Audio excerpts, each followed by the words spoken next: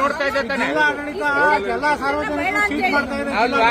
ಸಂಪೂರ್ಣ ವಿಫಲ ಆಗಿದೆ ಜಿಲ್ಲಾಡಳಿತ. ಜನ ದುಡ್ಡು ಕೊಟ್ಬಿಟ್ಟು ಎಲ್ರಿಗೂ ಈಗ ವಾಪಸ್ ಕೊಡೋರು ಯಾರು ಈ ದುಡ್ಡನ್ನ ಇದ್ದ ದುಡ್ಡುಗಳನ್ನ ವಾಪಸ್ ಕೊಡ್ಬೇಕು.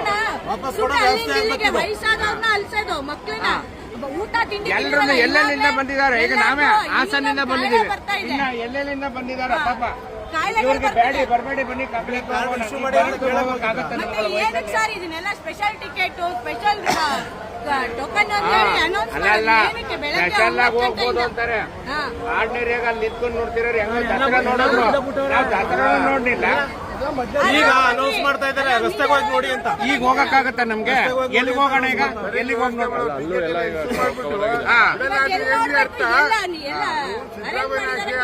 ಸೀಟ್ ಅಲಾಟ್ ಇಲ್ಲ ಅಂದ್ಮೇಲೆ ಅದೇನು ಹೇಳಿದ್ರು ಅದ್ ಹೇಳಿ.